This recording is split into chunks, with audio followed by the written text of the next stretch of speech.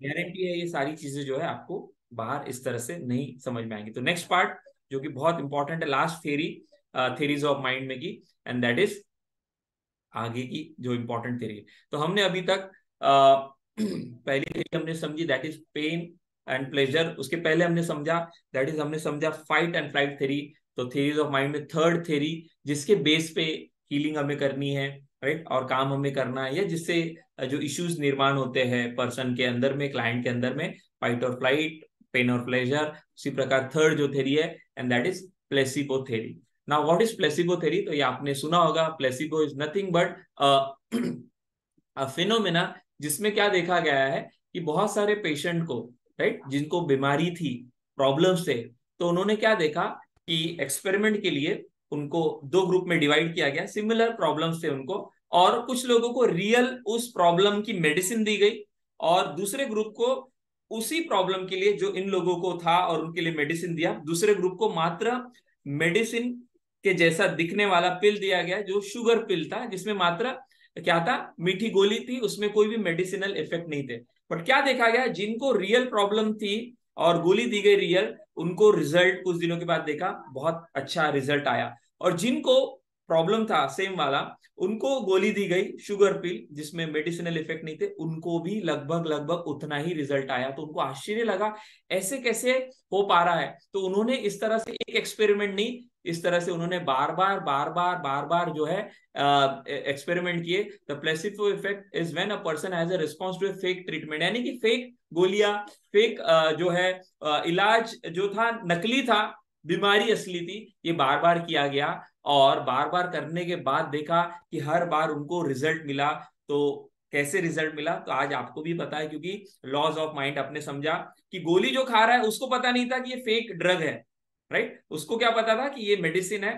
तो laws of mind के वजह से सबकॉन्शियस माइंड सच और झूठ में अंतर पता नहीं करता, राइट, और जो वो खाता है तो गोली के साथ जो थॉट रिपीट होते हैं कि अभी मैं दवाई लिया हूं तो मुझे तो ठीक होना ही है, मैंने दवाई लिया हूं मुझे तो ठीक होना ही है, बड़े डॉक्टर की दवाई ले तो ठीक होना ही है, तो वो विचार और माइंड जो है, हमारे सबकॉन्शियस माइंड बॉडी को कंट्रोल करता है। तो देखा गया कि रिजल्ट आने आते गए, तो उन्होंने क्या देखा कि रिजल्ट सिर्फ गोली से नहीं आ रहे हैं, ये मन के वजह से रिजल्ट है, सबकॉन्शियस माइंड के लॉ के वजह से रिजल्ट है। और इसलिए उन्होंने कहा हीलिंग में जितना महत्वपूर्ण गोली का पार्ट है, उतना ही महत्वपूर्ण किसका पार्ट है, वो जो विचार हम रख रहे हैं उस थेरेपी को लेते समय। और इसीलिए कोई भी गोली आप खा रहे हो, कोई भी पैथी आप कर रहे हो, कोई भी आप चीज कर रहे हो चाहे, तो वो करते समय आपको क्या है, जो है पॉजिटिव अगर आपने थॉट रखे तो उसका भी रिजल्ट आएगा। और इसलिए साइकोसोमेटिक में आपको क्या कहा गया कि पर्सन गोली भी खाएगा, ट्रीटमेंट भी लेगा, लेकिन उस ट्रीटमेंट के साथ उसको जो है, हम अगर हिप्नोथेरेपी देते हैं, उसको हीलिंग थेरेपी देते हैं, किसी भी तरह की मोडेलिटी से हम उसको मन की विधि करते हैं, तो रिजल्ट आएगा। तो मन का भी उतना ही बड़ा रोल है, और इसी इफेक्ट को प्लेसिबो इफेक्ट कहा गया, और ये मेडिकल बुक में दिया हुआ है। क्या बोला मैंने, ये मेडिकल बुक में उनको टॉपिक होता है प्लेसिबो करके। और ऐसा देखा गया है कि कुछ पेशेंट ऐसे होते हैं जिनको बहुत दर्द होता है, और उस दर्द में जब डॉक्टर रियल उसको मेडिसिन नहीं दे सकता, क्यों, क्योंकि ऑलरेडी मेडिसिन की इतनी मात्रा है कि और वो देगा तो क्या हो जाएगा, उसको बहुत ज्यादा दर्द हो जाएगा। तो उसमें वो क्या करते हैं, फेक इंजेक्शन देते हैं, फेक इंजेक्शन जिसमें सिर्फ पानी है, बट पेशेंट को नहीं पता, और उसको बोलते हैं कि ठीक है दर्द है ना, ये क्या है, एक ऐसा इंजेक्शन है जो तुम्हारे दर्द को क्या करेगा, रिलीफ देगा।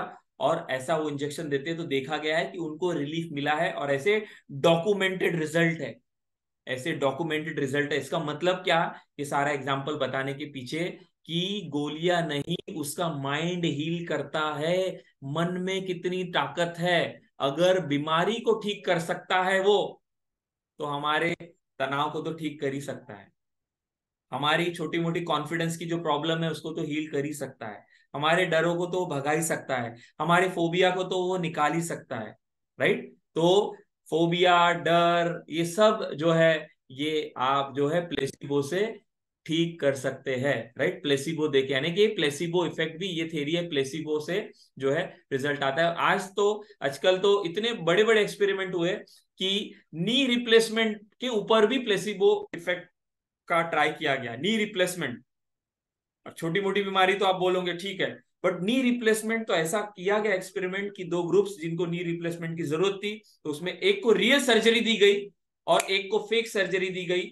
और देखा गया फेक सर्जरी ने क्या, उनका एक्चुअल नी रिप्लेस नहीं किया गया और 6 महीने कुछ समय लगता है रिजल्ट आने में। और जब उनका चेक किया गया तो जिनका एक्चुअल नी रिप्लेसमेंट हुआ था सर्जरी, उनको रिजल्ट आया। और जिनको जो है क्या देखा गया कि नी रिप्लेसमेंट की सर्जरी नहीं हुई बट उनको भी उतना ही रिजल्ट आया। तो इसका मतलब क्या है कि सर्जरी लेवल तक प्लेसिबो का जो है रिजल्ट देखा गया। तो हमारे छोटे मोटे डर फोबिया तो वो ऐसी निकल सकते हैं। तो placebo theory, pain and pleasure theory और फाइट फाइट और फ्लाइट थ्योरी, ये थ्योरीज ऑफ माइंड, ये तीन जो कॉन्सेप्ट है, ये तीन जो थ्योरीज है, ये सबसे बड़ा जो है क्या है, आपके पास हथियार है, आपके पास नॉलेज है। और इसी से सारे डर, सारी घबराहट, क्योंकि सब क्या है साइकोसोमेटिक क्यों आया, क्योंकि फाइट और फ्लाइट आपने समझा है ना, पेन और प्लेजर किसी के साथ भी कुछ भी जोड़ देता है, स्टेज के साथ डर जोड़ देते हैं बच्चे लोग, है ना, एग्जाम के साथ डर जोड़ देते हैं, है ना, पेन जोड़ देते हैं। फोबिया, तो ये फोबिया, डर, हैबिट, ये सारा का सारा प्रिंसिपल जो है, ये तीन अगर आप समझ गए तो ये इसी पर काम करता है। तो अगर